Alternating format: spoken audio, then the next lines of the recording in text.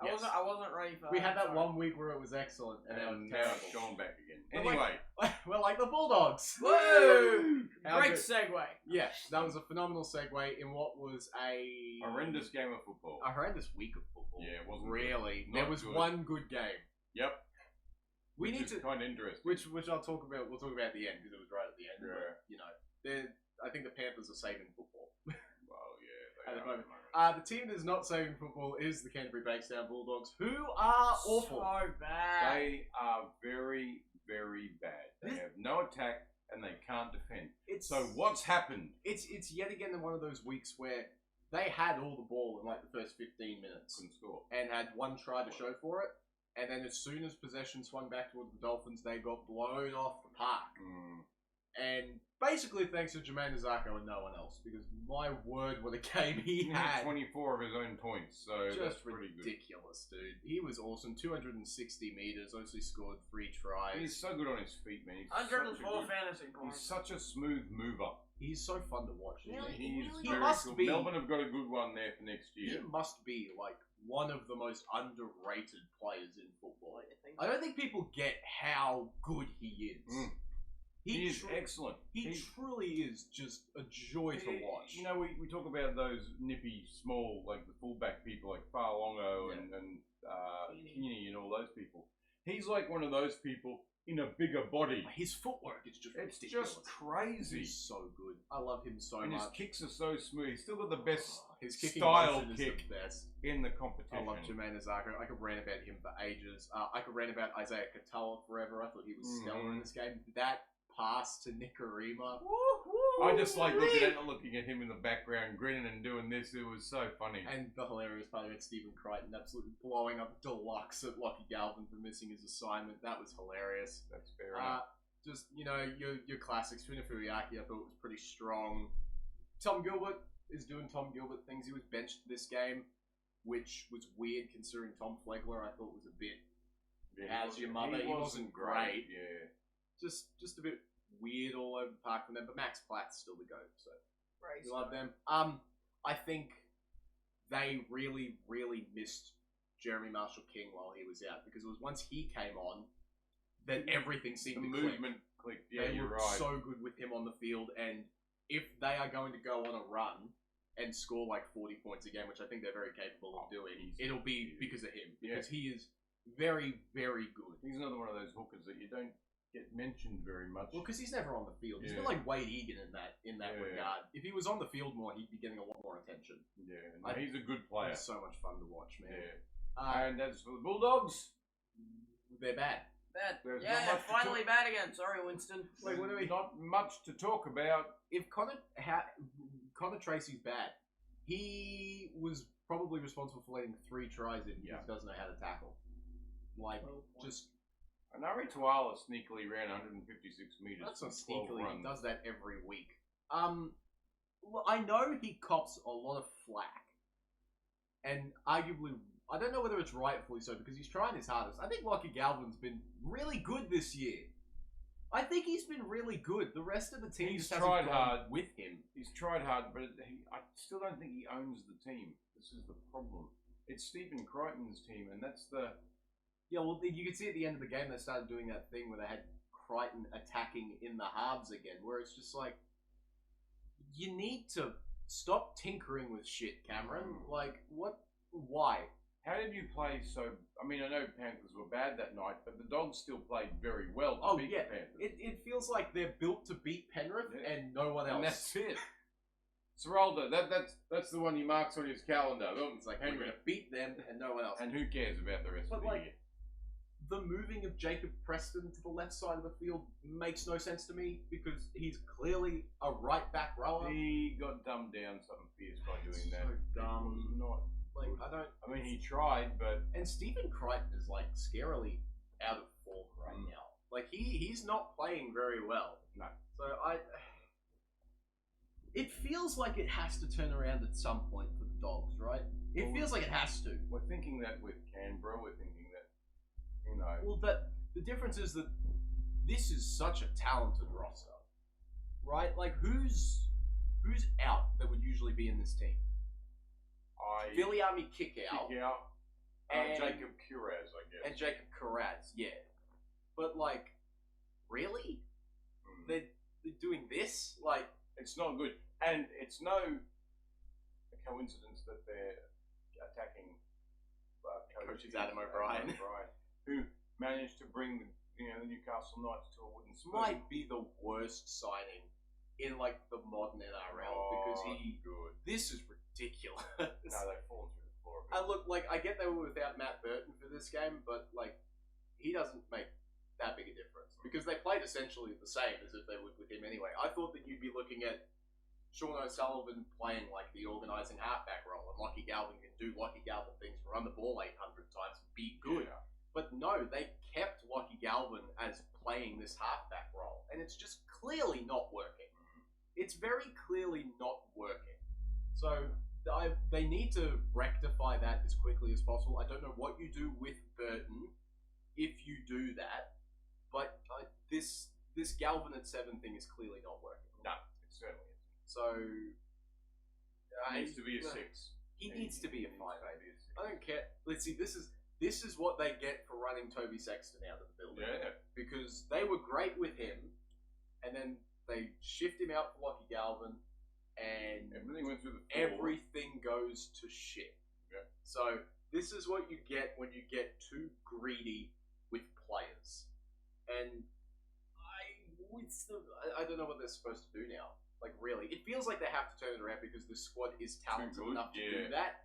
But it's looking really, really dire. Well, if you keep doing what you keep doing, you're going to keep getting what you keep getting. They're not changing anything that makes sense to change.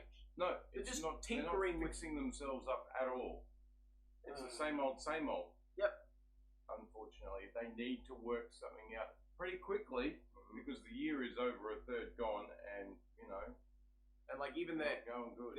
Their like halfback prodigy Mitch Woods is injured at the moment, so they can't even blood him to see how that works. So they're kind of just stuck with rolling with Burton and Galvin for the time being, and it's just not working. No.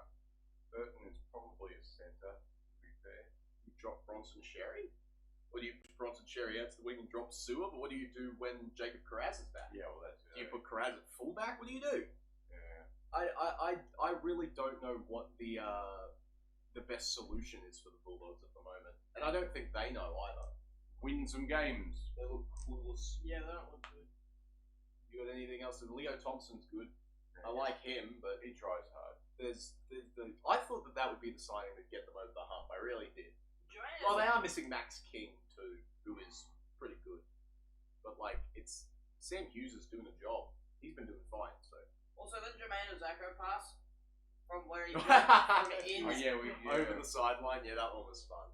But yeah, it's just it's the same old Dogs, and the Dolphins we know are capable of doing this. They can score points in a hurry. I tell you, they're going to do it a lot over the next 6-ish weeks. I was talking to one of my workmates and I was saying, look, they're a team that when they get momentum, it is awfully hard to rein them in. If it all clicks, Yeah. they are scary because they will blow teams off the park in 10 minutes by scoring 30 points. I think apart from maybe Manly, they have the fastest back line in the competition. You're probably right. I mean, you got Hammer, you Canberra. got Zacco, you got Herbie, you got... You reckon Canberra? Cobbo's probably the slowest, to be fair. Cobbo would be the slowest. Yeah. He would be. Avarillo, Bostock's quick. Bostock. So Yeah. I didn't even talk about Jack Bostock. Man, it's good to have him back. It's so good to have He's Jack such a Bostock good back. aerial threat. He's so good. Yeah. I feel bad for Jake Avarillo because with the way he's playing, He is also a very good player. and he is a centre. Like by Yeah. trade when he was coming through, he was a centre. So I don't think they'd push him out and drop Cobbo for Jake Avarillo. No. So I feel really bad for him at the moment. Yeah, he's... Yeah.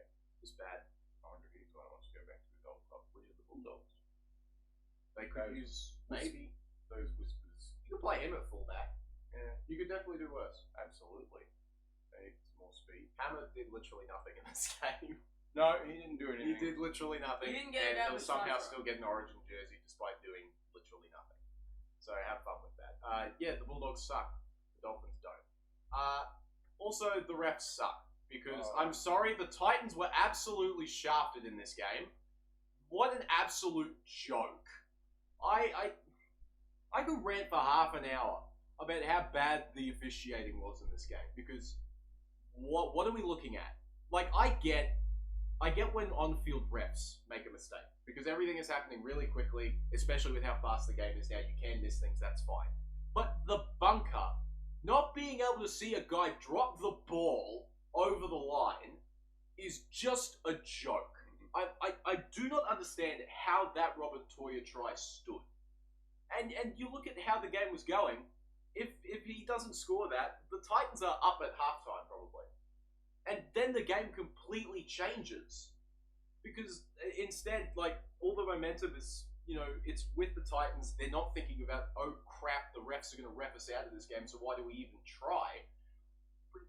Momentum is such a big thing in rugby league now. And if you're losing momentum based on, like, a very, very directly incorrect call that literally, like, 10 minutes after the game, Josh Hannay gets approached and says, yeah, we screwed up. How can you not feel just completely dudded? I feel so bad for the Titans because I really, really do like what they're doing. I think they're building a really good culture down there. I think Josh Hannay is making every single move that he possibly can, and all of them make sense. Like this Oliver Pascoe kid, what an amazing time to bring him in. He looks phenomenal. I think bringing in Chris Randall on the edge is great. Starting Cooper Bye is great. He's demoting all of the people that have been brought up in this Titans culture of complacency, and he's obviously not going to have it. No. So everything he's doing right. It's just nothing is breaking his way at the moment, and I do really, really feel bad for the Gold Coast because I think they deserve to win this game. They played quite well. Yeah. So frustrating. And yeah, like you say, momentum is a very big thing Mm-hmm. in a game of rugby league, and the referees can actually have an impact. The referees on that. have a bigger impact on game flow than they ever have. Yeah. And Absolutely. It's this things like the 6 again ruck infringements that they can just seem to call whenever they feel like it, without any real explanation. I saw this really interesting stat from a great account on Twitter called Rugby League Eye Test. I talked about them before here. It's excellent. He did an analysis on how set restarts given affects how sets go. In a set that has no set restarts given, there's a try scored about 8.5% of the time. When there's one, that jumps to 23%. If that is not completely indicative of how important referee judgment calls are right now and how bad it is when they get it wrong, I'm not even here. This is what they need to be thinking. If we weren't in this era of the 6 again, would I call this as a penalty? And if the answer is no, then they shouldn't be calling it as a 6 again But either. see, I don't think they have a choice. I do not think they have a choice in this matter because they have very clearly gotten a directive from Peter V'landys or Andrew Abdo or whoever it is to say, make the game have more points. And that's the easiest way to do it now. Doesn't make for better football. It doesn't make for better football. It doesn't. And I've yet to see a rugby league fan express a positive opinion about everything that's happening right now. But because more eyes are on the NRL than seemingly there ever have been, nothing's going to change. And I'm certain that the raise in viewership is happening in spite of everything that's happening right now because it's new people that will just chuck football on, see a game like the Knights and Rabbits last week and think, oh, lots of points, that's fun to watch. But all of the people who've been fans of rugby league for literally more than 5 minutes will think, this is not football anymore. It's turning into touch, right? Because there's so many, it's so speedy, there is no, or very few stoppages. And I don't mind that to a point, but I get the idea, I get why they brought it in, but it's gone too far. Absolutely it has. And the thing is, it's not consistent. You get halfway through the second half and the ref puts his whistle in his pocket. Yep. There's no more 6 agains. There's nothing, or very few. Well, the plan, I'm pretty sure that the plan is be very, very stringent on it in the first half to speed up the ruck. That way, in the second half, teams have already adjusted to the fast ruck, and then you don't have to blow anymore to keep the ruck being quick. That's the whole idea. Is it good? No. It's a horrible idea, but that's what they're doing. I'm certain that's what they're doing. It's the only reason why you would see this very distinct drop between ones blown in the first half and the second half. I feel really, really bad for the referees because they've been put in such an impossible spot. And I think with the speed of the game, you need to go back to the 2-ref system that was in place before. Because with how fast the game is, you can't have one ref looking at everything now. It's just not feasible, and that's why stuff is getting missed. Yes, touch judges need to pick it up. They have been historically bad this year, but they're not the ones calling. But even with the 2-ref system, there were things that were missed. Right? Yes, that is true, and doesn't actually. That is going to happen because there's people reffing the game. That's always going to happen. But there should be less. I'm not so sure that's the case. I mean, yeah, I don't know. What's the answer? Stop doing this. Leave the 6 against for 10 in, like inside the 10. Get rid of the ruck infringements unless it's amazingly egregious that they've just fallen asleep on top of the player or whatever. Well, at that point, you just blow a penalty anyway, right? That's it. Because that's the whole play breaks down sort of thing where they blow penalties anyway. So get rid of this ruck infringement one, unless it does stop play, right? But then you blow a penalty, which is back to how it was anyway. I like it for the offside calls. I like that. Yeah, I don't mind the offside calls because they're a bit easier to. You can say, oh, this person was definitely in front when they played the ball. Right, fair enough. But a guy gets ruck infringed for being on for 0.25 of a second too long. That's just dumb.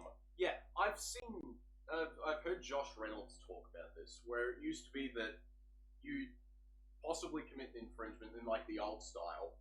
You possibly commit an infringement, a referee would let you know that you got really damn close, whether it be a touch judge or whoever, if you're offside or slow in the ruck or whatever.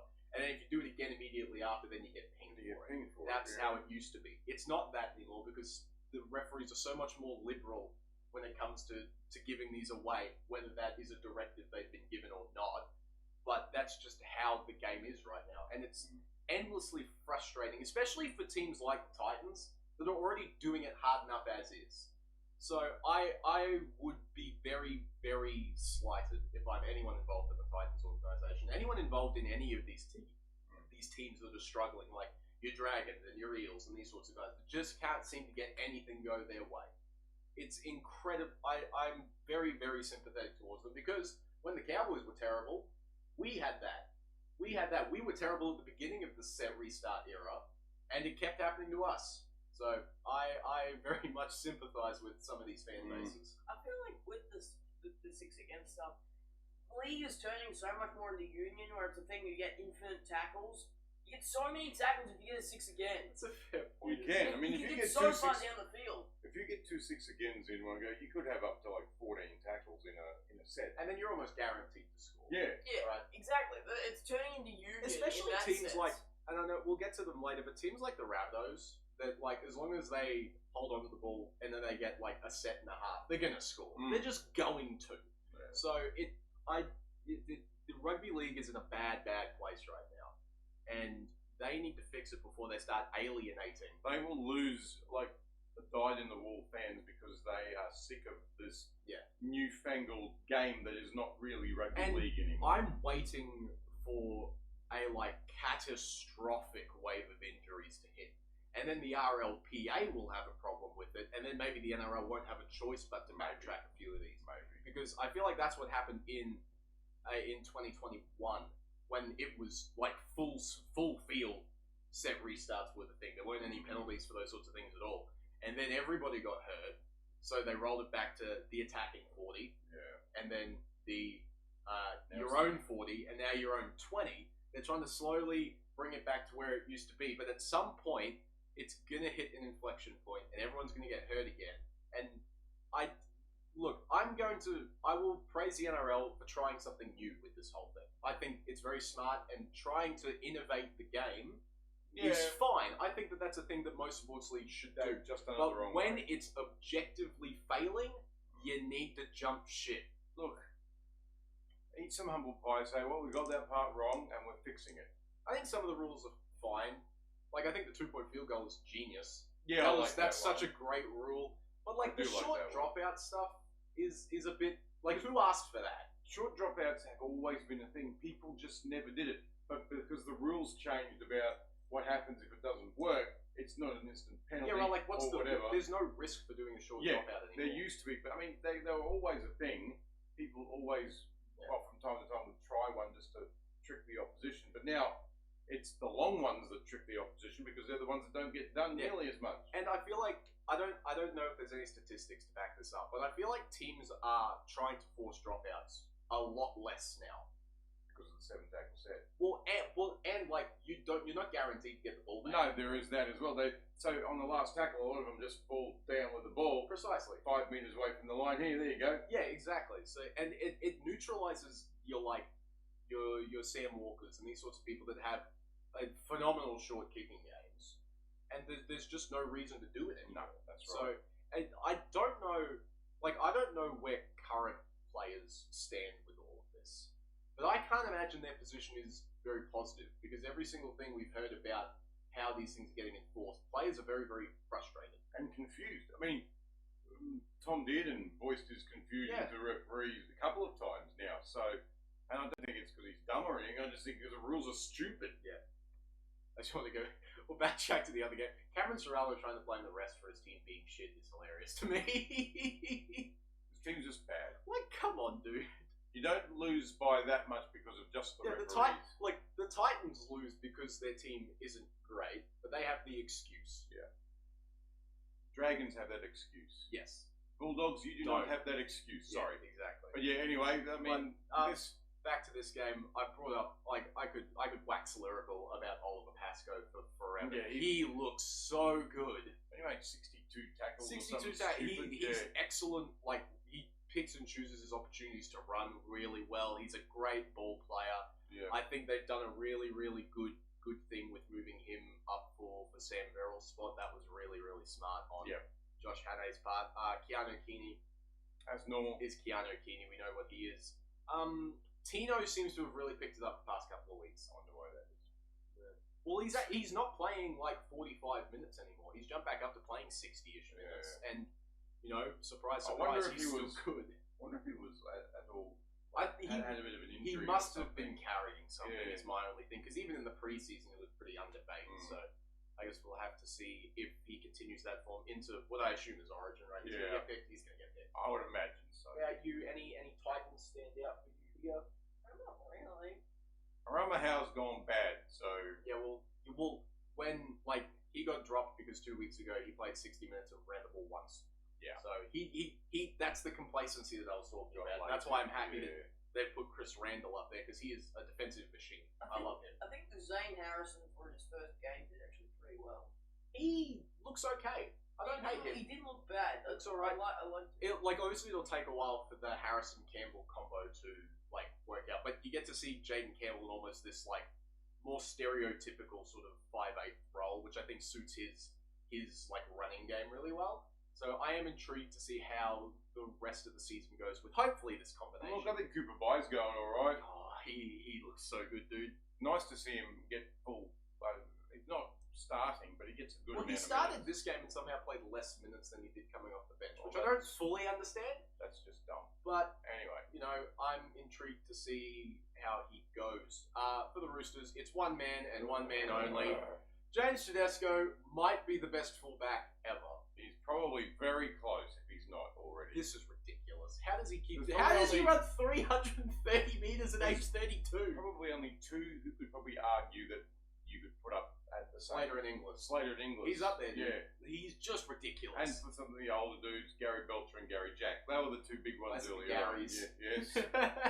Gary Burper. Gary Belcher and Gary Jack. Yep. Woo-hoo. They were very good fullbacks as well. Both played for their states. Both played obviously for their country as well. So, but dude, what I don't know what's in the water in Bondi that's turned James Tedesco into. He's aging backwards. It's ridiculous. It's like Benjamin Button. 330 meters. He's so What? good. It's James Tedesco's 33 runs. It's James Tedesco's version of the toilet water. How? He's just dumb. How many people run that many times in a game? Not many, eh? That's just incredible. He is just a machine. Since James Tedesco's old, his version of the toilet water is prune juice. Prune and cranberry juice, probably. He looks like a prune. That might make his speed go faster because I've got to get to the toilet. Yeah, it's That's smooth. smooth. I gotta finish this game. No, yeah, he's been killing it. He is so good. Sam Walker is really good. We're going to talk about him a little Daniel bit later. Tupou is really good. I love Daniel Tupou. I think he's excellent. He's excellent. He hasn't got any worse either. The No, story's happening in Bondi. He's so consistent. The guy is now the third in line with the try. And no one's going to talk about him, and I'm going to be pissed about it It's for just the rest because of time. Just because of Alex Johnston. Thank you, Alex. Yes. You've ruined it for everybody. But like even like Spencer Leniu, who'd been doing nothing the whole year, gets a starting job and pretty well canes it. I thought 9 for 120 is a pretty big. Yeah, he ran very hard. But you look at Nafahu White doing Nafahu White things as normal. And like I know people talked about this signing when it happened because obviously Origin hooker moving teams. But he's actually done well. Man, has Reece Robson been excellent. The last few weeks he has been very, very good. You know who else has been good? Siwa Wong. Sneakily been really good. He's been excellent. I just love the White and Wong combination. It's so cool. Yeah, they're great. There's so much to love. Victor Radley, I know he got done 3 times and didn't even get cited for the match review. And now he's suspended again. Right? Why did he get suspended? Dangerous contact, I would imagine. Oh, they actually did put it on. He didn't get anything at the game. No, yeah, he's copped something now. Oh, okay. Yeah. It was probably, I think it was probably the head. I think that was last week, wasn't it? Oh, was that last week? Last week. This week he's done more stupid things and he's suspended again. Welcome back, Victor. And I think, obviously, the feel-good story of the year. Cody Ramsey. I've missed him, dude. I've missed Cody Ramsey. It was such a feel-good, and you could see the emotion when he was talking. He was so good. And he's a good footballer. It's not like an NFL, like, DeMar Hamlin scenario where everyone's like, oh yeah, he's playing and therefore he's good because he was out forever. But like, he's a good footballer. And look, he ran the second most in the game. Who needs Mark Nawangani to us? You've got Cody Ramsey. I think Mark will jump back in. But like, it's just simple for the Roosters. Completing at 86%, 2,300 running meters is ridiculous. 300 of those were somebody. They somehow made less line breaks than the Titans did. Yeah, well, which is, in my opinion, further proof that the Titans are a lot better than their record suggests. They are just unlucky. And they have obviously their polish at the end of the line breaks hasn't been as good as they always should. Because 6 line breaks, you should get more than 2 tries out of that. Funnily enough, the Roosters still ran 50 metres a set, which is dumb. I hate how good the Roosters are, but I don't know how good they are.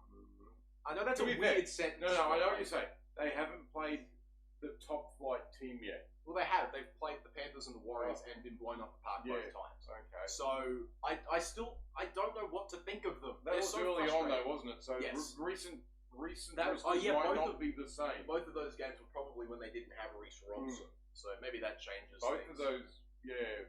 So I think the Roosters now have gone 6 in a row. Yeah, look, they're winning. I don't like it. Well, too. Yeah. Well, this game wasn't well. I don't think they were lucky. They should have won by more. Given the stats, they should have won by more. Given how the actual game went, I think they should have won by less. I know what your idea on that is. But yeah. Speaking of teams that should have won, I hate the Cowboys. I'm so sick and tired of this damn team. I mean, like, Jason Taumalolo needs to go around to everyone in the organization and demand a 500-word apology. Because what in the actual hell was that? He is arguably the most influential player in the history of World Rugby League, and you put up this shit when he becomes the most capped Cowboy of all time, surpassing Jonathan Thurston. Yeah. Like, but even Jonathan Thurston was emotional talking about it. I saw the talk before. You make 18 errors. You make 18 errors against Parramatta for arguably the best clubman the league may have ever had. I think you're just lucky you were playing Parramatta, otherwise it would have been an absolute shellacking. Oh, they would have been losing like 30-0 at halftime. Yeah. They were so bad. Just lucky Para were awful as well. They've been playing like this the entire year. This isn't anything new. They just so happen to play a team that actually plays the full 80 minutes for once. So I don't... Look, there was an element of luck involved for one area at least. I'm sorry, I'm not going to blame the referees for this game. No, the 18 errors sucked, but there were a couple of decisions that had they been reversed, there was a forward pass. The Cowboys actually win.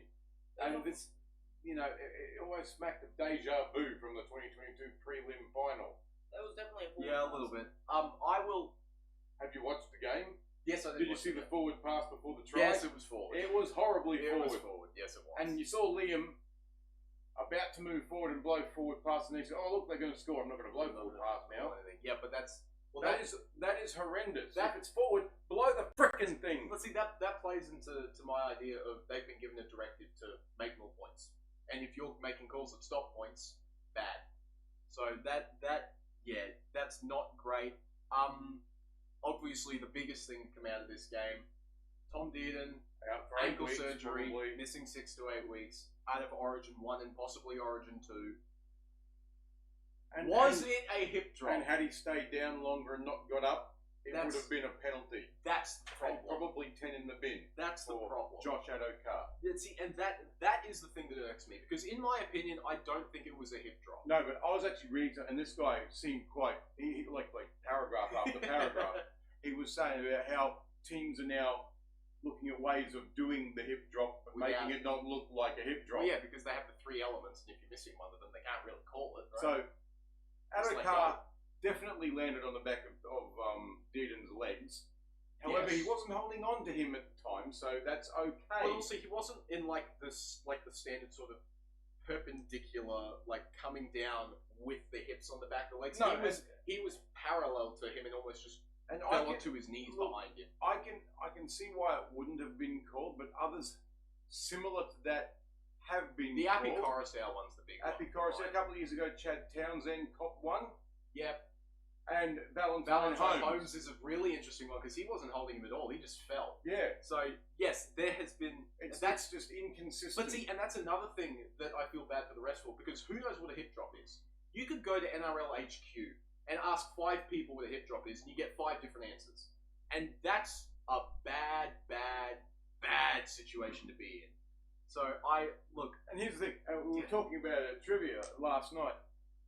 Had he been able to go off, it Because would have been a penalty as well. Yeah, and see, but like if He you wasn't able to go off because the Cowboys had used all their interchanges. and I've been saying this for ages and ages. If you are blowing penalties now based on the results of tackles rather than the mechanism of them, that's a dangerous precedent to set. But once again, he's a Cowboy. He's not going to lie down. We don't do that up here. He did the morally correct thing, and he got punished for it. And some flipping intellectual cripples online going, "Oh, he must have.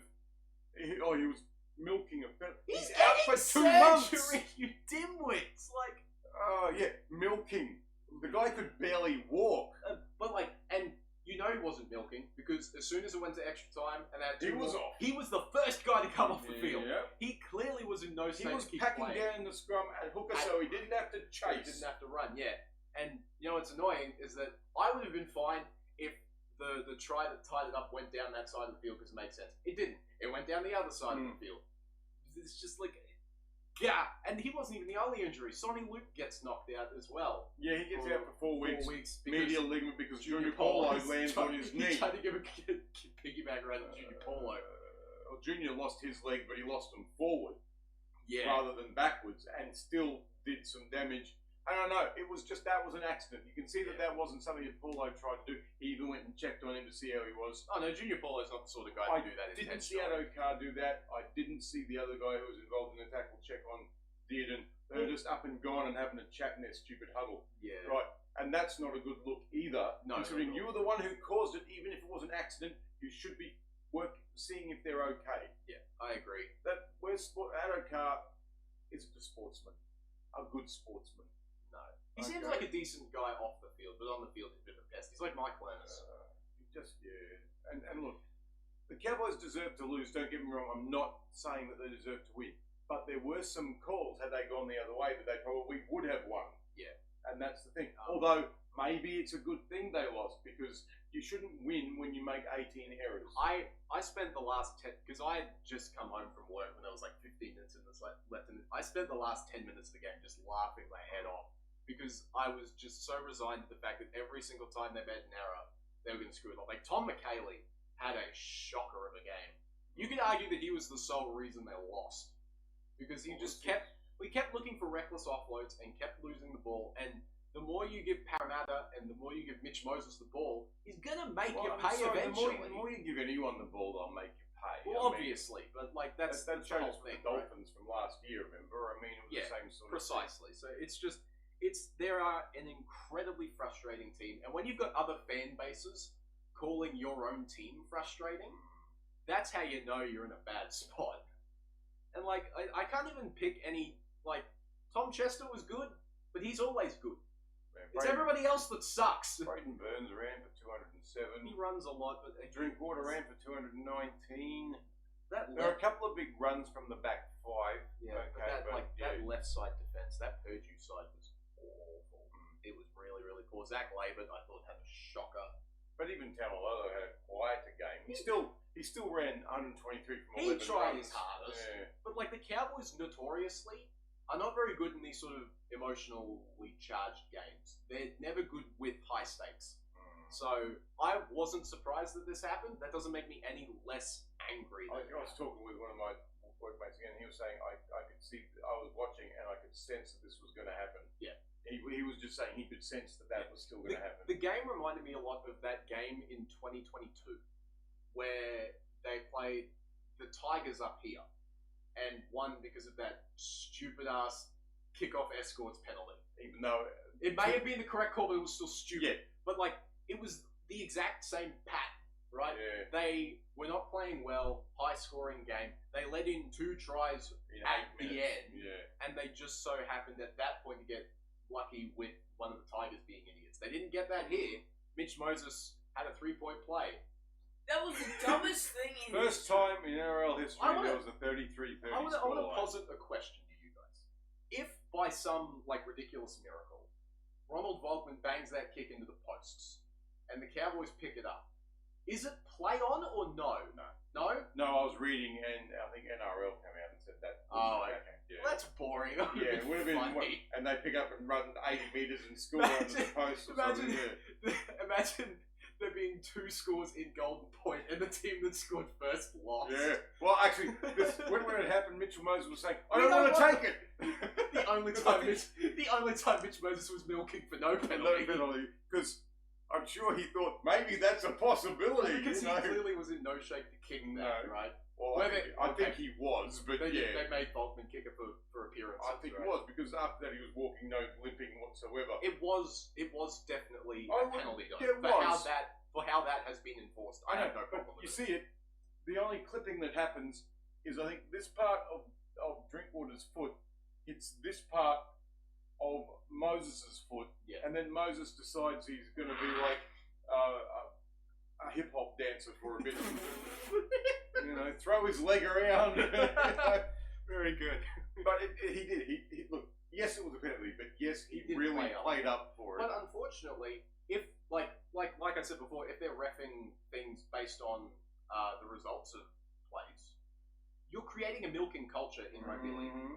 Because all you need to do is say, "Oh, I can't play," and it's immediate penalty and possibly a sin bin every single time, and then you can be like, "Oh, I'm fine now," and come back. Yeah. Because don't you get a free interchange if it's a result of foul play?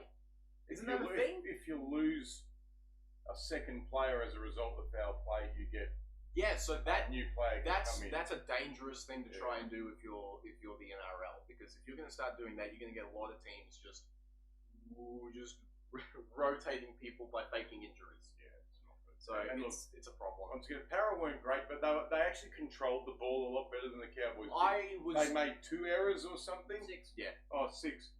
But they did exactly what they needed to do, right? They completed at 91% and waited for the Cowboys to play themselves out of the game. But the Cowboys made more distance per set. They got more meters because they didn't run as many times. Which is why it's impressive as to how they lost. 9 line breaks to 7. Just 42 tackle breaks, which is better than the... Incredibly frustrating. It is. 18. But like I said, this is how they've been playing the whole year. They just have 18, I think, is the worst, right? I mean, I know the Manly one was pretty high. I remember them winning a game last year with like 23 errors or something like that. But that's... You can't... It's not sustainable. It certainly is not. So, hoping they improve this week. As far as the Eels go, I don't think anybody real... Junior was good. I was very, very impressed with Ronald Bolton. He's looking really good. He could keep Jonah Pezzett out of this team. Well, he could. He's been playing excellently. He's been good. Talon Da Silva, I think in his first starting gig, despite being on $700K a year as a backup hooker. But I thought he was fine. I thought he did pretty well. Junior Paulo was great.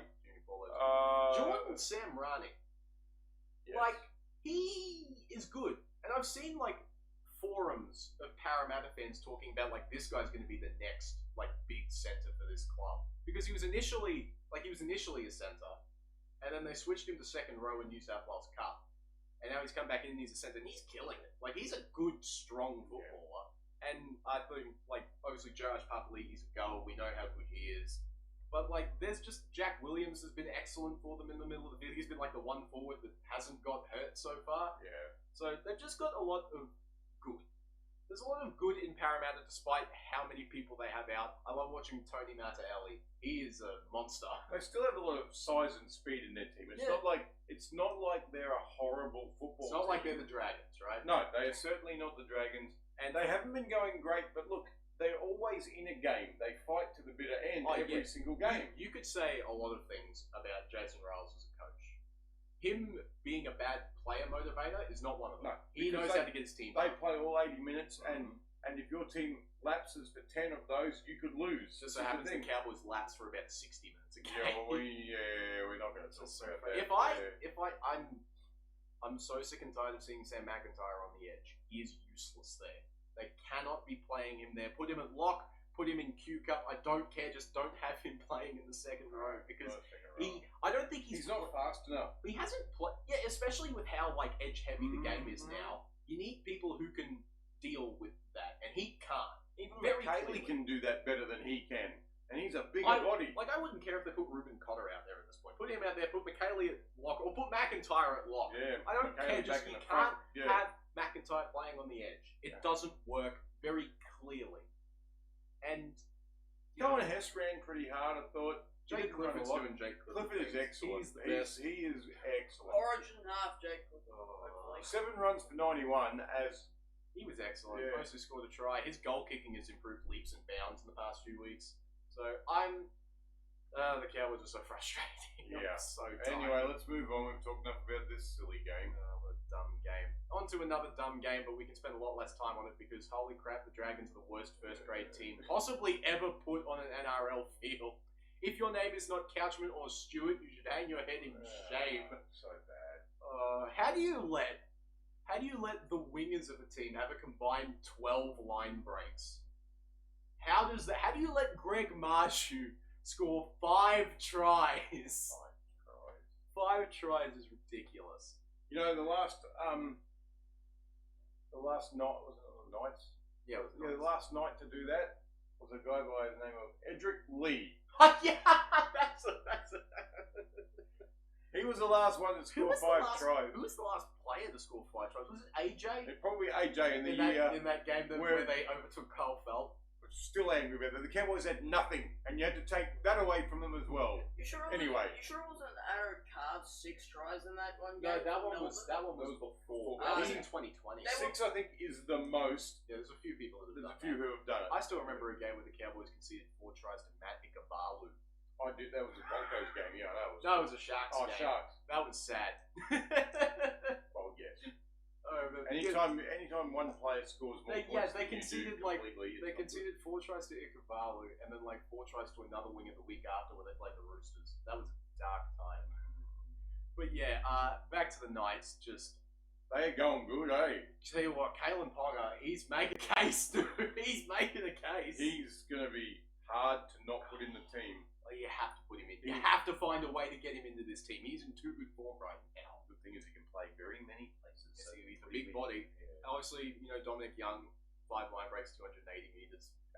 This is what happens when you've got a fullback you've got everybody. Bradman Best is 12 amazing. runs for 197. Bradman Best is amazing. He is a beast. The week I finally write him off, Trey Mooney finally decides to be the forward that I thought he could actually be. Greg Marshew, 245 from 18.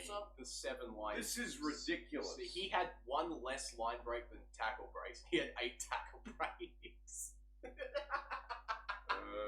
Just dumb. But Newcastle are an attacking juggernaut. They are on fire, right? They are the epitome of a Justin Holbrook coached team. Yep. I love what he's doing here. They're playing with no fear. They're just doing what they do and get out there and they beat teams into submission. Yeah, they are. They're so much fun to watch. It's great football. Put them up against the the Dolphins. That will be a fun game to watch. There could be a really fun game to watch coming up in Magic Round that I'm excited for. But yeah, Newcastle are a joy to watch. They look really, really promising. They could make a push for the 8. I won't be surprised. I think they very if well come the end of the year they're sitting at like 6th, Yeah. because they're just scoring so many points. I think have they them can there play. in my preseason thing, but Yeah, the Dragons are bad. they're just terrible. There's nothing like I Ryan said. Couchman was good. Ryan Couchman, Toby Couchman, and Hamish Stewart are all great. Everybody else sucks. The I was Panthers. happy. Look, Dylan Egan was back. I'm happy because I like him as a player. Pacifica Tonga did okay, It's fine, but like not there's just. great. And now they're promising young halfback Kay Reed's out for 3 months. So Broken finger, yeah. So the get Kyle Flanagan back. Flanagan boogeyman has returned. Aren't you happy about this, Dragons fans? So great. Wait, I can't wait for you to go winless the whole freaking season. The imperfect season rolls on. This is just On 6 points. I feel really bad for Dragons fans because I don't. how do you You follow a How do crap team. how do you fire Anthony Griffin and get worse? How does that happen? Because you get Flanagan as the coach, and he's hopeless. They've all been terrible. And Dean Young hasn't made a Like- change at all. Every signing has died. Clint Gutherson just can't do it anymore. He cannot keep up. Valentine Holmes is in the worst form I have seen him in ever. Yep. So, and Damien Cook, he's still trying his damnedest, but without Jacob Little there to spell him, it becomes a bit of a problem. And there's just not much else. They've got good young forwards, so there's at least some base there, but man, they need some help on the spine badly. Drinkwater's not going to save Who would have himself. thought losing Jack de Bellin was a big thing? Apparently it was. But yeah, no, there's not much to talk about in this game except the Knights were great and the Dragons sucked. Just ridiculous. Speaking of teams that suck, the Cronulla Sharks. What is going on with them? They are the most roller coaster team of all time. More than the Cowboys. What is What happening is here? going on? Like, usually you'd be thinking, oh yeah, they're shoo-ins to make the top 8 and then just die out. I'm not even certain they're going to make the 8 at this point. They are They so... are losing, and they're losing badly Like, at times. But, they'll put up games like last week where they put 50 on the Tigers and then they get blown out by we have Latrell at home. I do not get how this happens. Yeah, I know. Who needs Latrell Mitchell? You've got Latrell Seagull. He's French. Woohoo! He is French, and he killed Cronulla. How does this happen? And he kicks, and he's a right footer. But He's that's right. okay. It's That's close. the difference. It's close. Yeah. But yeah, just I Cronulla am bad. concerned. Adam Fanua-Blake played okay. Yeah, he and finally gives a shit. He's like, oh, I'm eligible for Origin. I'm going to play a really good game and a half. Roddy tried hard. Just, Kennedy is. Right, Kennedy. Nico Hines, how is he so inconsistent? He can have one game where he looks amazing, and then he does this game where he does literally And nothing. he still But gets it- three Britton Dalian Nickora points. start this game. Yep, the fall off of Britton Nickora needs to be studied. Holy. 6 runs for 29 meters. And to think that he might be a smoky to be picked for I Origin. don't think that's happening now. He's just not showing the He's got nothing. skill level that's Absolutely required. nothing. Cam McInnes, I think, got hurt in this game, which also sucks. Because I like Cam McInnes, he's good. Won't have to look at his toothless face. Hey! I will not hear any Cam McInnes slander. You always do this. He's great. He's got a he's got a face that looks like it's been run over 3 times Oh, by a come car. Looks like he's got run over by CSC Talakai. Well, I Speaking of Talakai, he wasn't great, he's not a centre. but he still ran for 165 meters. But he's so bad defensively I know. as a centre. He Can't just do it. can't do it. He doesn't move. He runs hard. Put him back where he needs to go. The bench. Yeah, let him come on as a forward. Yeah, But you've that's got, what he is. you've got this Chris Gabriel guy who's a centre waiting. I don't know why he isn't immediately in the team, so I have no idea. But the Rabbits very clearly had a plan, and it was go after Sam Stone Street, and it worked. Yeah, he dropped everything. Rocky Road had a tough day. He was terrible. Yeah, he was bad. Blake Brayley got HIA in this one. Everything went wrong for Cronulla Yeah, here. it didn't help because he's actually a good player. I rate Blake Brayley. I think he's a good I think player, he was in the Origin combo until about 2 weeks ago. Yeah. So yeah, he's been great, but Cronulla are so weird. I don't understand what they are. I don't get it. What I do know is that the Bunnies are really good. They've been going They've really well. been really Apart from that little hiccup against the Knights last week, they've been really played good in the last this was month and a this half. was their best win of the year. So Oh far. yeah, This was excellent. I They were loved watching very, this. very good. This And Ashton this was without. Latrell Mitchell. Latrell Who gets? Mitchell. They've got Latrell Seagull and Ashton Ward for some reason is excellent. His kicking game is really good. Yeah. Like he doesn't have a big kick, but he's like the Jamal Fogarty mold of just incredibly accurate kicker. And for a guy who weighs 50 kilos soaking wet, he's a good defender. Yeah. And I love Jamie Humphries. Don't get me wrong. I think he's a first grade player. Maybe not a halfback. Maybe he's a hooker, but he's a good player. But Ashton Wood was the first choice in the preseason for a reason, and we've seen it. He just knows how to get the ball to their strike players in good position, and and giving the ball to Cody Walker is never a bad idea. I thought he was excellent in this game. Yeah, he didn't get the red mist Cody this week. Yeah, well he won, so that's Yeah, fine. that helps. Yeah, he was great. Jai Gray. Oh, it's good to have him back. Man, he's the best. He's a little Queenslander.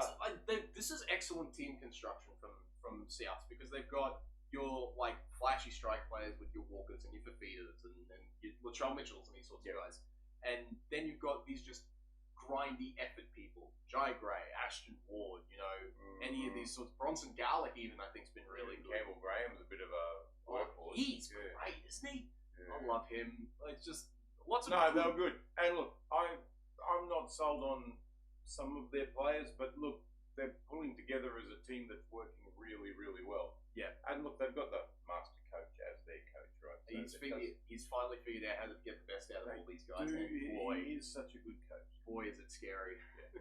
I love the direction the Bunnies are taking. They are legitimately a premiership threat for mine. Absolutely. Man. All they need is they need 25 minutes of a decent amount of ball, and they can just blow teams away. And that's exactly what happened here. Yeah. So I'm very impressed. No, well done, Souths. Look, I didn't have you necessarily in the top four. I have them in fourth. Yeah, I'll take that. You could end up there the way you're going. Oh, well, So wake up. somebody's fallen asleep. Wake up. Wake up. We're talking about a really good team. Wake up. The team that you love. I know you hate them. You were But he can't have it this week because Latrell Mitchell was wasn't not there. playing. Good. You're ridiculous. Anyway, next game. From one player that Caleb hates to another, the Broncos. That was the worst half of football I've ever watched from any team ever. was even worse than the Cowboys a couple of weeks That back. why did teams don't know how to hold on to the ball against Manly for What some the reason? hell? Manly are Unless terrifying. your name is like Penrith. Penrith, and even then you can only beat them by 2. Yeah, I know. Like why? What? I like to wax lyrical. I am going to wax lyrical about Manly. What in the world? This is ridiculous. How many of them went over 100? Nearly all of them. Like Brandon Wakeham didn't. Jake Trbojevic didn't. No surprise. Jake Simpkins a hooker, so no surprise there. And Jackson Sheriff. But like everybody else is over 100 meters. That is ridiculous. I Look at Kohler. 11 runs for 224 meters. What the hell? I liked that later in the game they played seemingly Clayton Faulalo at fullback, and then Tolu Kohler was back in his preferred left centre position, and boy did he make the most of it. I think that's the combo they need to roll with going forward, because Tolu Kohler, look, I think he's fine as a fullback, but in the centres he clearly just has a matchup advantage over nearly everybody else in the competition. And look, I'm usually Ezra Mann basher, but he did chase Kohler pretty He hard. showed a clean pair of heels. But yeah, he didn't catch him, but he went you know what? close. Who needs Jamal Fogarty? Joey Walsh is the second coming of Andrew Johns. Holy crap, is he good? Wait, where have they been hiding this guy? He's this young dude that they were always Yeah. talking about blooding one I day. can't so- believe that. It's where. Don't worry, I still definitely rate Fogarty. He's a good Oh, player. don't get me wrong, he's excellent. He should be in the frame for Origin, Yeah. even though he probably won't be. No, I don't But- think so. Man, this Joey Walsh guy, I love what he's doing. I love watching him play. I think he's so poised. I can't see that Manly had a bad player. No, not really. I don't think so. Again, just give the ball to Olakalatu and good things happen. That's the game plan. I guess the least exciting one was Jake Simpkin, who ran 39 metres for 5 runs. Right. But even like your Yeah. Brandon Wakeham has been surprisingly good this year. Like he's just throwing amazing balls from dummy half, and people are crashing over. Like Yeah. Ruben Garrick's picked up his form the past few weeks. Everything is turning up Manly except Takiaho's broken leg, which might be it. Honestly, he is 30. Which is another one that they're thinking the Manly apparently went to the NRL for a please explain as to why that wasn't penalised. This guy is now out of football, possibly forever, because some guy landed on his leg. I don't have a problem with that one not being called, I don't think. I think it was just bad luck more than anything. It's a tough one. It's a tough one. Look, at least he scored a try, I suppose. It's a good way to Which is different to Dearden, right? I mean, if Dearden lost his leg but still scored that try, it would at least been, a nice sort of sweet and sour moment. But like, yeah. Takeaho has been a stalwart of rugby league for a long, long time. Yeah, one of the last great forward goal Well, kickers. he was a key part of that Roosters team that went back to back. So Yep.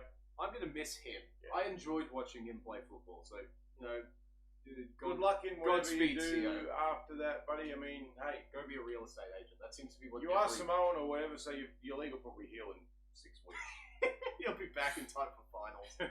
Yeah, but I can't believe I'm saying that with like decent certainty that Manly are They make it final final. team. They could easily be a top 4 team. I'm waiting. Some part of me is waiting for all of the post coach firing emotional thing that happens to die down, but it really doesn't look like it's happening. I think there's going to be 5 teams battling out for the top 4. It's going to be Manly, Penrith, Souths, Warriors, and Roosters. So you're saying there's 4 teams vying for second and fourth? Yes. There's no way Panthers aren't Panthers finishing are first. But there's 5 teams that are going to try and fit into 4. Nuts, dude. Yeah. I cannot believe what I'm seeing from Manly. This is amazing. I had not in my wildest dreams thinking they were even going to make the 8, which was dumb on my part. Well, obviously. I had them winning the wooden spoon. And for the first 3 weeks, I looked all right, but it turns out Anthony Seibold is the worst coach that has ever existed. And Kieran Foran might just be the wonder kid. Look, I think with Kieran, they weren't playing for.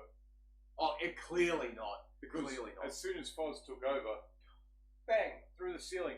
He bleeds Manly. And I know he played for the Gold Coast for a couple of years. No, he knows the club. But he is Manly through and through, right? So I cannot wait for a new coaching cycle of just people hiring former I halfbacks. just saw he likes beaches. Yes. Because the Beaches. 2 clubs that he played for have good beaches. Yes. Anyway. Features. Maybe he's a surfer. I Who can't knows? wait. Who's another coach that's on the chopping block right now? Who's bad? Craig Bellamy. Although Cooper Cronk is going to be the next head coach. I actually think it might be Storm. Billy Slater. I don't know. I don't think he wants to coach Clubland. I really don't. He said he would if Melbourne needed him to. I'm pretty sure I heard them say that. Oh boy. Because But It all he's not, depends- he's not a halfback, so it won't work. it all depends on how Bellamy pulls up at the end of the season, I suppose. I guess we will see. But yeah, Manly, keep doing what you're doing, guys. This is amazing. Not much to talk about on this side, however.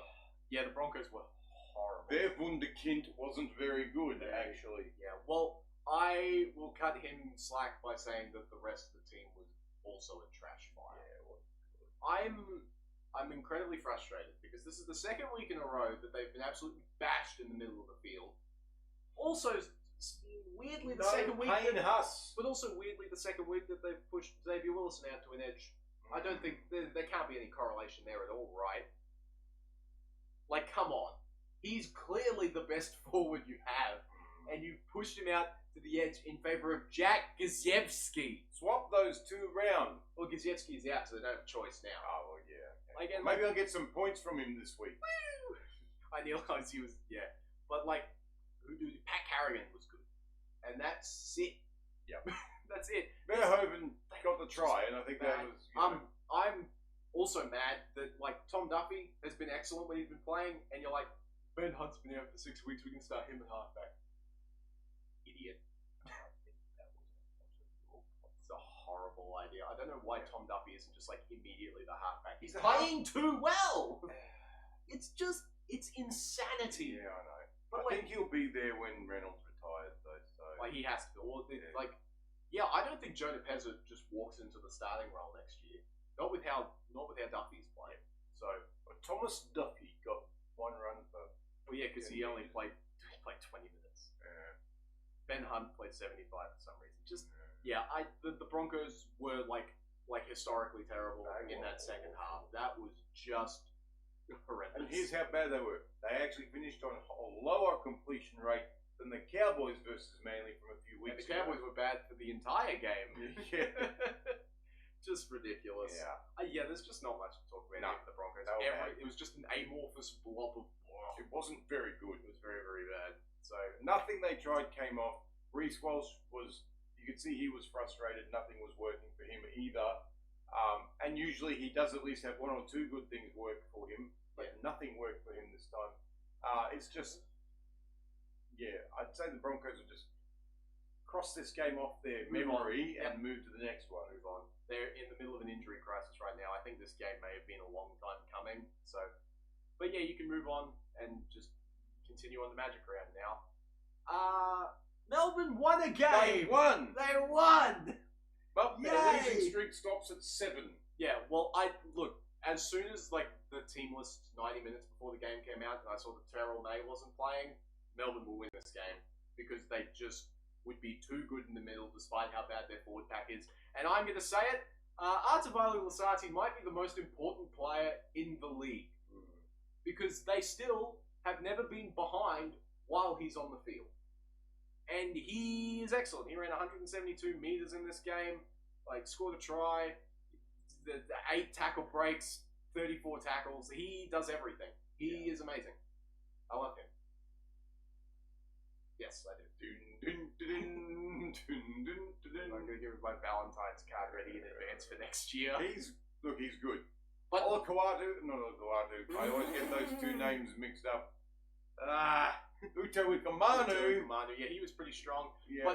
But the most important thing about Lasati being in the team is that it means they can push Cooper Clark back to the middle of the field where he is clearly the best, and man, is he I good! actually like Cooper He Clark. looks really good, I doesn't think he? he's alright. He was great. Harry Grant had by far his best game of the season.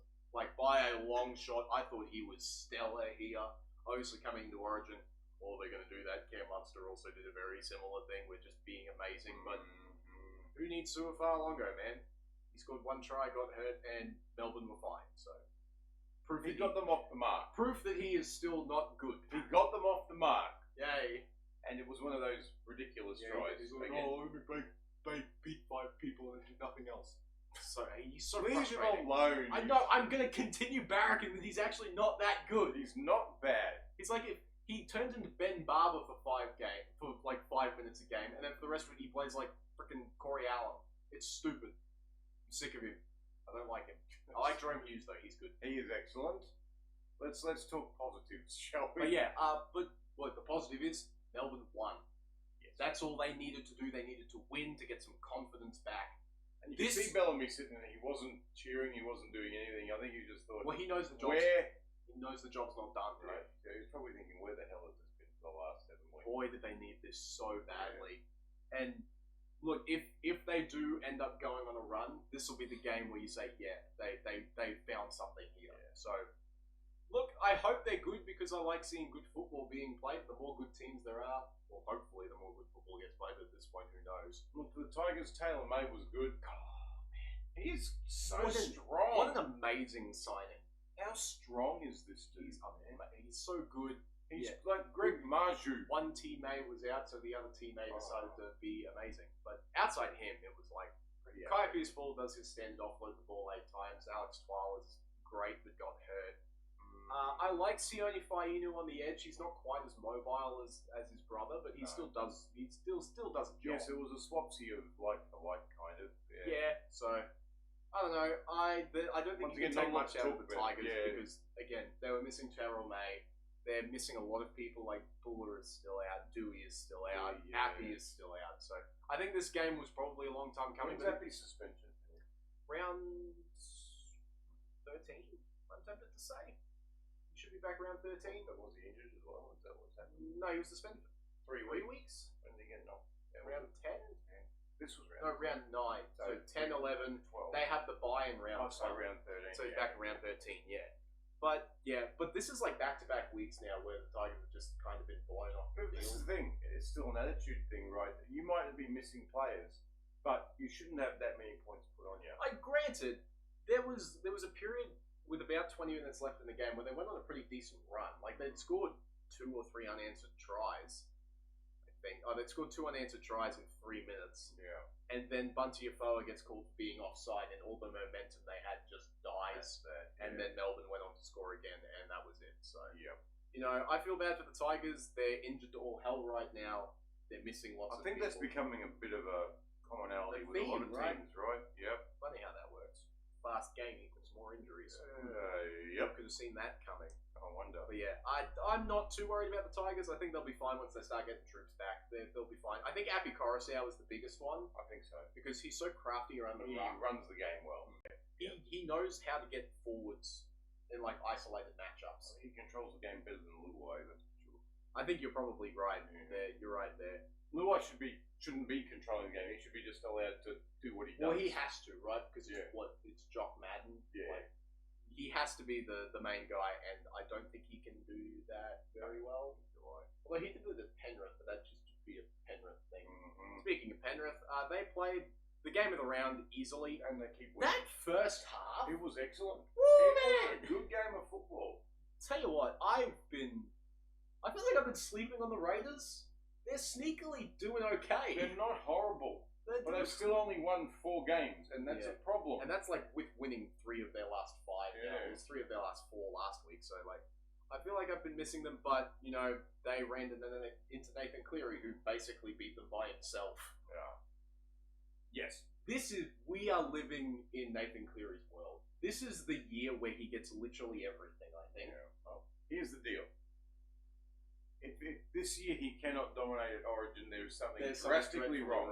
because he is arguably in the best form he has had in his entire career. And you know what capped off for me his form?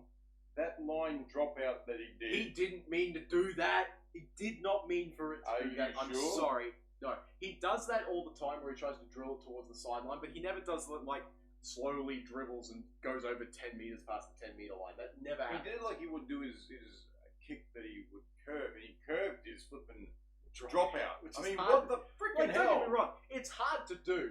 And look, nevertheless, it's still impressive, but I don't think it's like the one he did in like round 4, where he kicked it with his left foot, completely shanked it, but it hit like the top of the pad on the goalposts, slowed down enough for someone else to score. He didn't mean to do that. It still No. looked cool, Yeah. but I don't want to disparage what Nathan Cleary did in this game. He was just ridiculous. He's so ridiculously good. Blaze Talangi is also really good. He's going well, isn't he? What a great signing. I knew he'd be decent, but like he's arguably playing better than Jerome Luai did when he was at Penrith. Or at least the form he's in right I now. think with Blaze, he's actually faster than Luai, speed-wise, and Yes. I think he's got a better kicking game. He's just better at everything than Mm. Jerome Luai. He's so good. He's Like, not losing much. you know, looking like, oh no, Isaiah Yo is 12 for 125. William Henry came back and ran 140 meters off an ACL tear. Like, he was great. Just, what do you do? What do you do against this team? You lose. That's what you do. You turn into the bull. Yeah, you lose. Unless you're the Bulldogs for some forsaken reason. Yeah. I don't get it. Dylan Edwards, he was good. Just doing Dylan Edwards He's things. just still Edwards. Tom Jenkins has not scored a try in 2 weeks in a row now, which He's is probably very sad. it's the apocalypse. I don't know what's going on. Isaiah Papali'i continues to be great. So, you know, Penrith are a machine, and I don't see anybody beating them on route to the grand final. They're I going think to be there. this is their year again. Yeah. Again. But We like, had a 1-year hiatus. like I'm looking at how everything is shaking out. And like Nathan Cleary is the best player on the best team. They're going to get the minor premiership, probably the major premiership. I see him winning the Dally M now because they're going to shoehorn it to him regardless. We get the Clive Churchill. He'll get the Clive Churchill. I think that New South Wales should be pretty easy favourites to win Origin. If He may well get the Golden Boot. Who knows? I mean, he'll get best player in Origin. This is going to be the year where he gets literally everything. maybe. I guess we'll see. And because now- he has struggled at Origin in the But past. and now with the recent news of Ivan Cleary not re-signing past 2027, and there's been lots of rumours that he's been wanting to move over to England because A, That's when Mary Fowler, is there. Yeah. and B, like he's done everything you can in the NRL. Why not go to the Super League and just wreck house over there? And you would. So And you get paid more. we could be watching the last couple of years of the greatest team ever assembled. So, you know, embrace it, hate it, do whatever you want to do, but you cannot deny that Nathan Cleary is It's undeniable that historically great. They are the best team of the modern era. The only team that could probably argue with them would have been the Broncos of the 90s and early aughts. Yeah, That's about it. they didn't win 4 in a row and probably 5 No, they or won 6. They won 2 lots of 2 in a row. Yeah. So within about 10 years, which is still pretty good. just nuts, So, man. yeah. But yeah, the Raiders, man, they were good. They ran out of puff in the second half. They couldn't quite go with the Panthers, but that first half, they looked really good. I was They quite did. impressed. Kyle Weeks is excellent. I'm just saying. He's like the better version of Su'Fa'alongo. Like he's what Su'Fa'alongo strives to be. Su'Fa'alongo's a lot smaller than Kyle Weeks, so it's a little different. They do basically the same job. Like just run around for a bit, and at some point you're going to beat 8 people and score a miraculous try. Like that's how Ko Weeks plays. Kyle Weeks may well be one of the sneakiest, fast people. I don't think it's sneaky anymore. He is express pace. He is crazy He's quick. great. Ethan Strange is amazing. Him coming back was big for the Raiders, and I think look, they came up against the juggernaut, and so far there's only been one team, like you say, that has been able to take them down. I'd be very, very proud of this performance if I'm Ricky Stewart. Ethan Sanders is improving week on week. Their best player got injured. Yeah. So his shoulder. He's out for joint.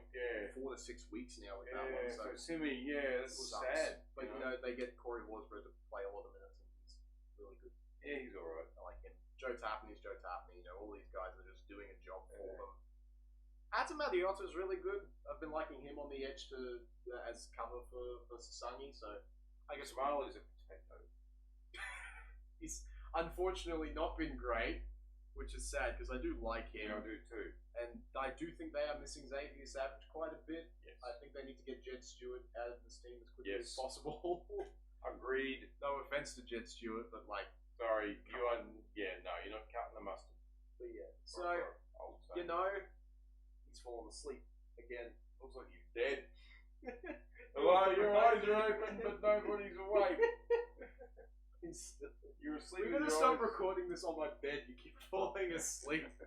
But yeah, good job. I know you lost, but the Raiders showed a lot No. there. Hold your heads up, guys. I mean, They could do the Raiders thing of making the 8 with a -4 and against again. that would be embarrassing. It'd be hilarious. But yeah, that's round 10 in the books, and then we move on to bar and Origin decider. What might be the best weekend of football on the Origin the rugby league calendar? Magic Round, which is no different unless you're at the games. Yes, But it's still still is just great. watching football. It's still great. Obviously, Thursday opens up with Women's State of Origin. Yep. Obviously, they get to play their second game in the space of like 6 months. I do, however, think that more reps benefits the team with the higher ceiling, which would be New South Wales in this case. Look, they've got the reps there. Queensland have got home field advantage because it is at Suncorp Stadium. If So you look at previous years, New South Wales have generally won the first game, and Queensland have always come back and hit them in the second game. well, especially recently, that's because they've mostly been played. The second ones have mostly been played at Suncorp Stadium. So Yeah, and that's okay because the first one was in New South Wales, so it's fine, yeah, exactly. right? So I'm not surprised. The biggest problem for Queensland is that Phoenix Rain Hipai is out because she's injured. So she was arguably Queensland's best on park in game 1. So they get to put Jasmine Peters out there, who is a good player in her own right. But Oh, that's a cowboy, isn't Yeah. she? Yeah. But I don't think she has the defensive chops that Hipai has. She's a good runner of the ball, though, so hopefully that. Yeah, sort of I'm works looking itself for a out. lot more out of Lauren Brown in this one with the more reps. Tessa Poulet starts. Mackenzie Wheel comes off the bench, which is basically what happened in game 1 when Mackenzie got out. But outside that, there's not much. Queensland has the best female kicker in the competition. Shanta Kiriaratu looks really good. I will She say that. kicks many a mile and Yes. scares the heck out of the opposition when she does so. Target Abby Church with those pleas. For the Blues, they lose Tiana Penatani Gray, which doesn't really do much. No, but she's a big, She's good, but their second row pairing is still Kezzy Apps and Yasmin Meeks, so nothing really lost there in my opinion. Still, like Tegan Berry's still on the bench. They still got Kennedy Charrington, all of these people. They still got Jesse Southwell, who is the best. So I'm not concerned about the Blues at all. I think They should, on paper, they should win this game. I think the Queensland will win it just because it's hard. I hope you're right. I don't know whether you are. I just feel I don't see it being a 3-0 whitewash. I don't think it will be. I think Queensland might jag the last game because it doesn't matter. But I don't like that. I prefer it was I don't know. I just think that when you come into a game, like when both teams come into a game rusty, that works better for the team that scraps harder, which is usually Queensland, whether it be men or women's origin. But when everyone has played football, is like in game shape, the team with the more striker power is more likely to win, which would be the Blues in this case, just simply because their back line is ridiculous. So I do think that New South Wales will win this game. I hope that Queensland put up a good fight, though. Yeah, I'm just going to give the edge to Queensland, mostly because it's in Queensland. I'll stream that game, I think. I didn't stream the first one, which I'm very mad about because it was a good game. I'll stream this one, though, and that means the Blues are going to win 30-0. That's how the world works, apparently. Every single game I stream sucks. Woo. But I can't stream any of the Magic Round games because work. So I get to avoid watching the Sharks and the Bulldogs, which I think is good for my lifespan. It's going to be a bad game. It's a horrible game.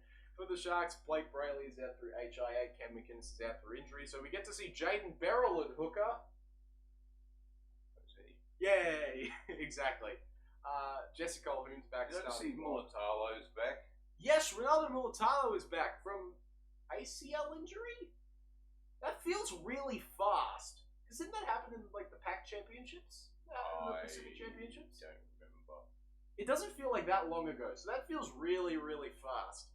But you know, nice to have him back though. I don't like him very much, but he's at least a character. And even with the eligibility rule changes, he still can't play. No, because he's came here too late, just like Tamalolo. But outside that, like, not much changes here. Like Maywin Hiroti drops to the bench for the return of Ronaldo Mulatalo, but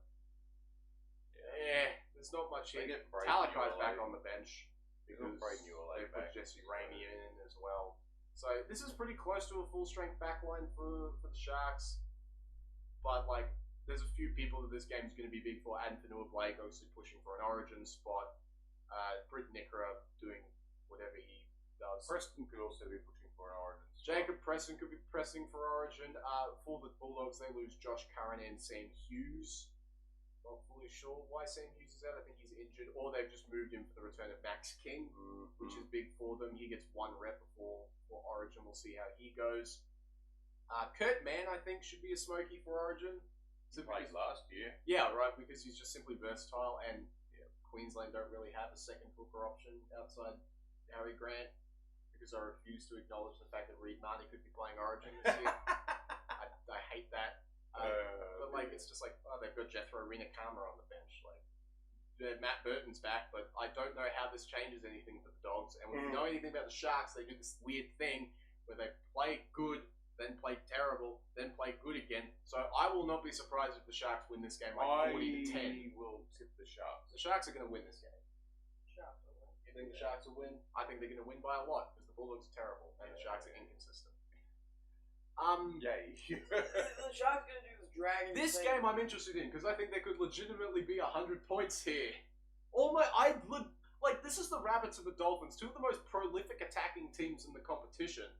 In a league where defense is illegal, this could be the highest scoring game ever. Yeah. Honestly. Was like Matrell Mitchell is back.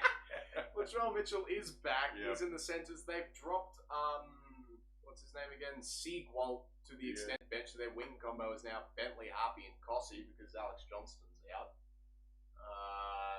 I think Quad Complaint is him. I don't think he's out. Wouldn't surprise me. He's always got that big thing on his leg. So I don't know why they just don't push Campbell Graham out to the wing and put Siegwalt in the centres, but Wayne Bennett's forgotten more about football than I will ever know, so I'm not going to question him. Master stroke. I can't wait for Bentley Harvey to score 4 tries. Just great.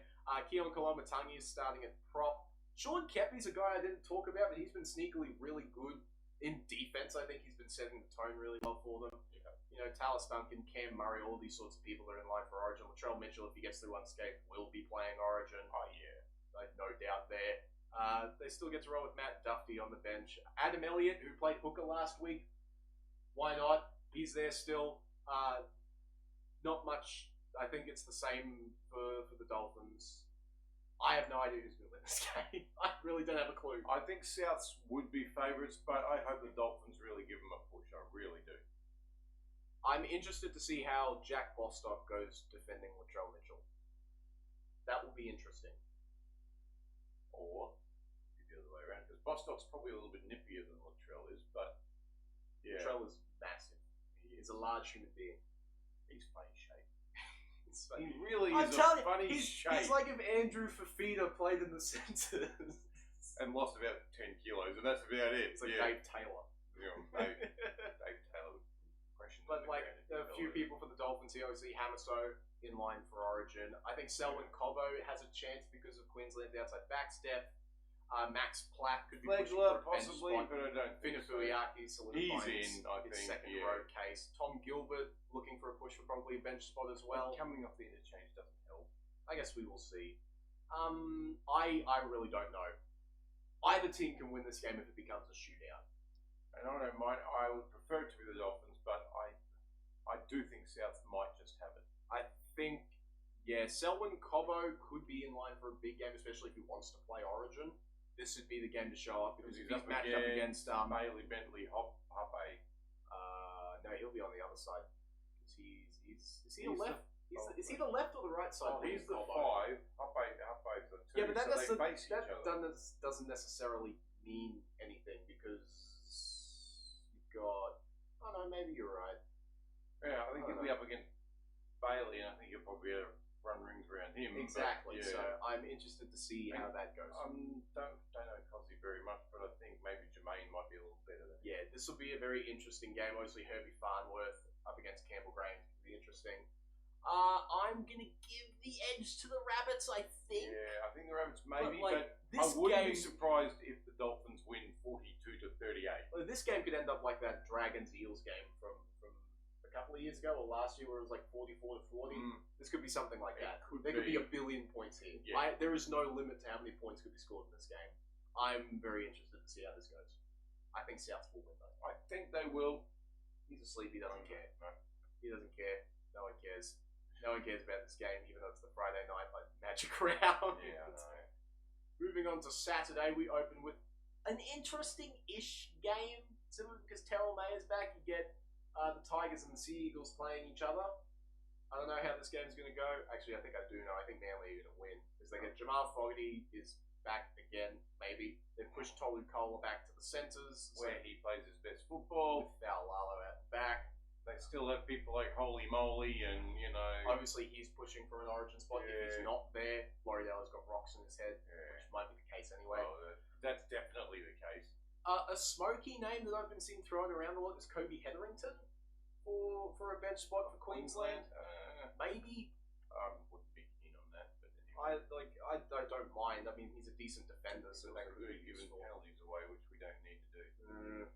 Well, if they get Tom Gilbert in there, they'll get the same problem anyway, so I guess we will see.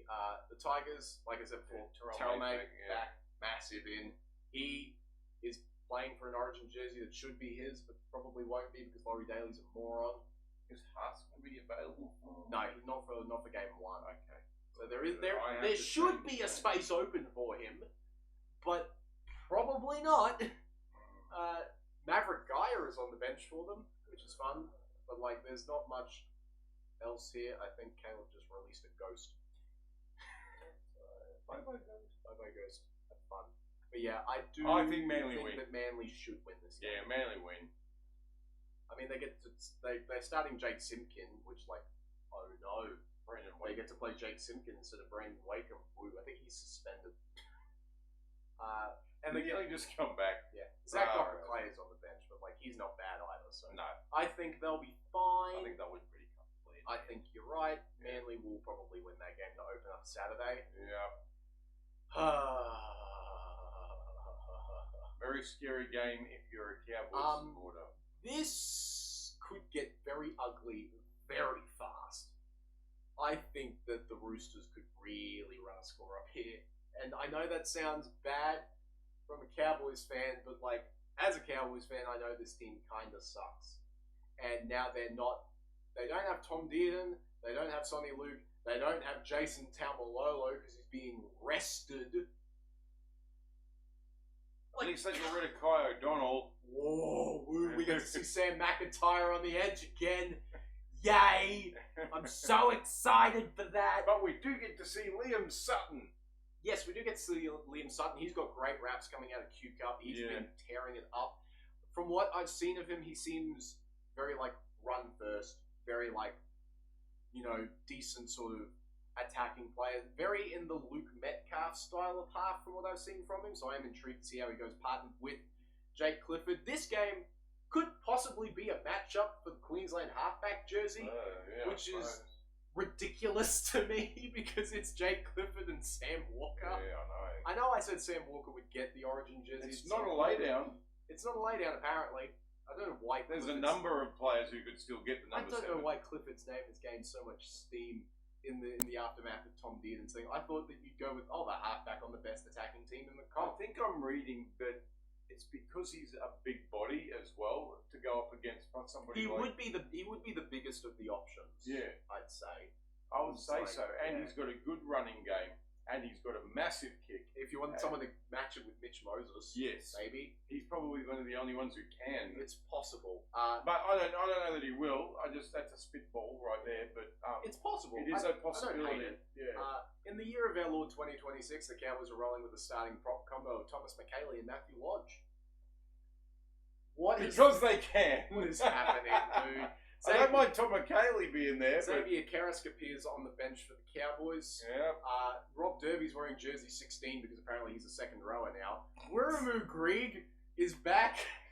His profile picture has his jersey from 2021, I think. Cool. Look at it. Yep. It's great. And the bench is rounded out by Ethan King, which means that I have to assume that Caden Lars is injured. I have to assume he's injured. And Villiers on the reserves. Villiers, Mason Kira, and Mason Barber make up the reserves. Yeah. I would love to see Mason Kira. He is a second rower. The Cowboys have no second rowers. Why is he not in the team? Who knows? There's not a thought going on in Todd Payton's bald head. I don't understand. The Roosters. You watch it be a masterstroke, and you're going to go. If Sam McIntyre scores a hat trick in this game, I will eat my hat. That's not happening. I will take one of my Cowboys hats and eat it with tomato sauce. Jackson Burgee could score a hat trick in this game. He could also be in line for Origin. Now, we don't need more players to be leaving the team. I think one of him or Chester is going to be in the extended squad. One of them has to be. I don't see any way around that. It'll probably be Purdue, that being the case. He's one of them. He's more versatile. He can cover the entire back seven, essentially. So I wouldn't be surprised. Chester can cover 2 spots. Yeah. The Roosters lose Victor Radley because he's a moron. So Connor Watson starts at lock, and bummer! Connor Watson starts at lock. I think Reece Foley is the new guy on the bench for them. He looks like he's 12. A little bit. He looks like he's 12. He's got a 12-year-old hairstyle. But yeah, there's a few people. Also, James Tedesco, one last way to prove his. I don't think he Origin needs metal. to. I don't think he needs to either, but he will regardless. He's up against another person who Won't play Origin. won't play Origin ever, even though he's a very. 8 people would need to get injured for Scott Drinkle. I think play he's Origin. a very good attacking player, but his defense absolutely blows. Rob Toyer obviously playing for that centre jersey.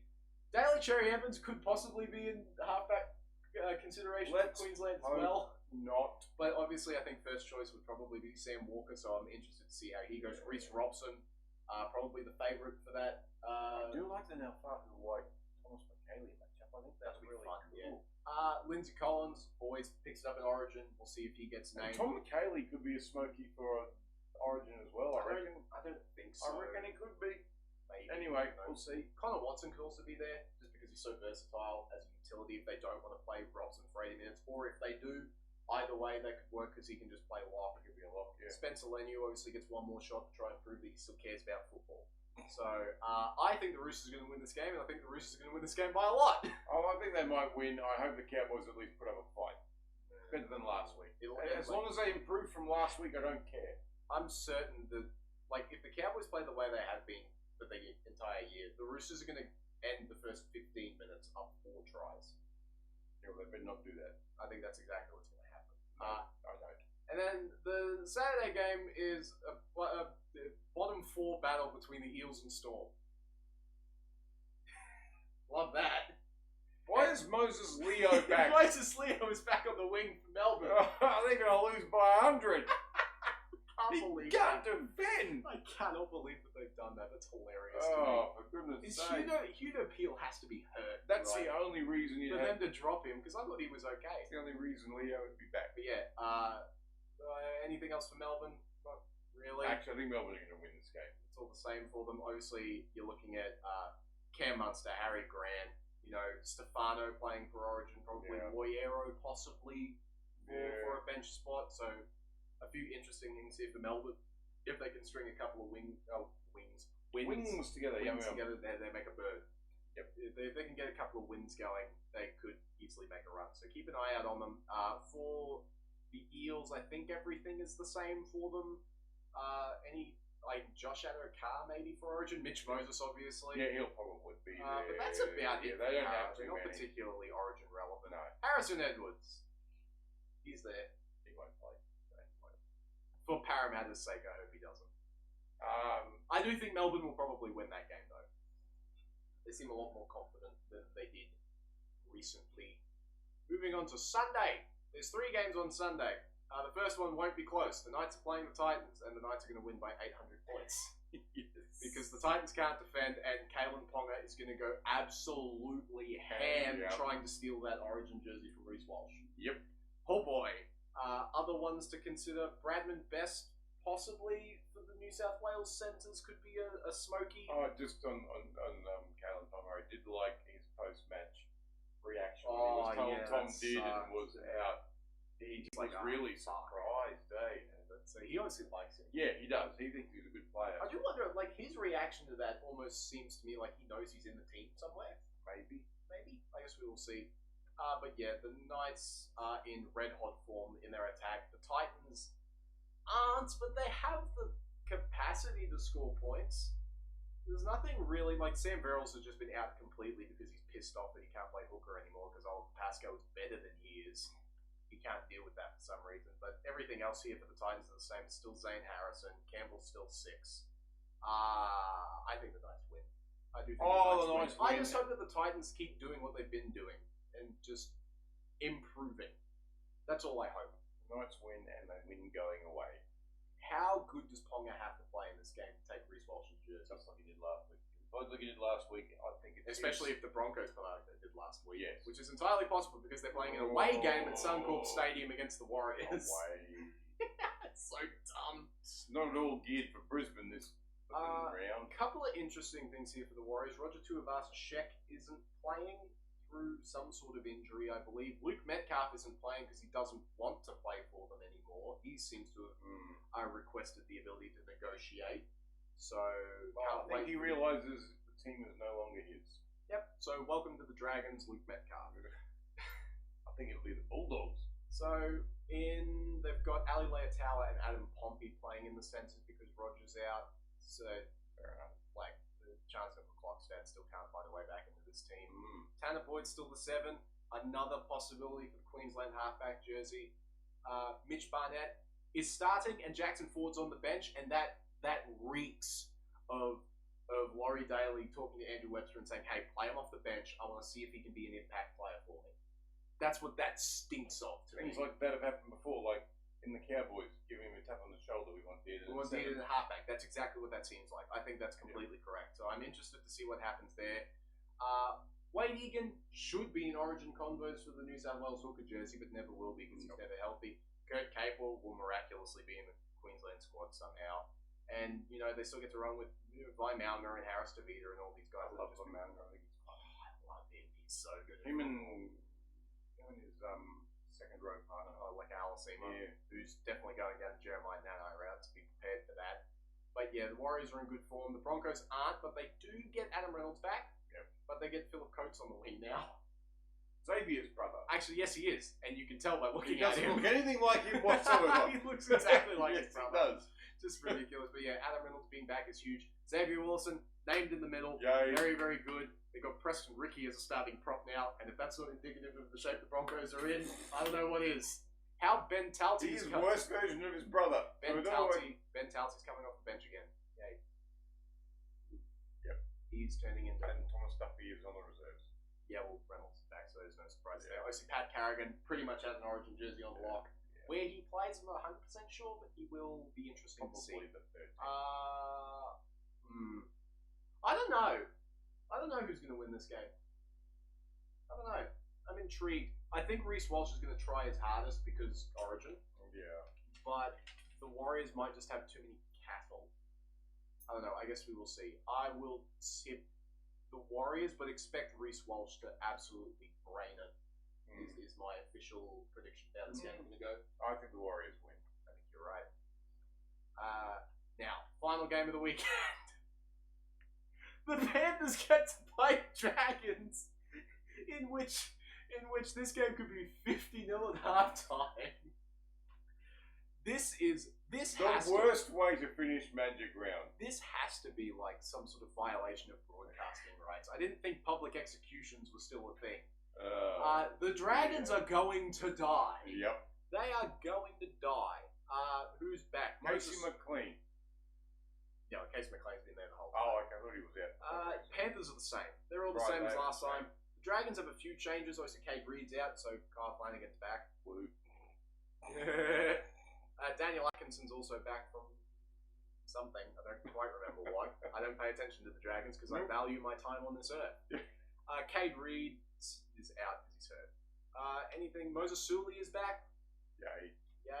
Loco, this is an interesting forward pack they've rolled out. It's got Loco Pacific Tonga, who didn't want to play for the Dragons, now apparently does. I wonder if that coincides with him playing actually now.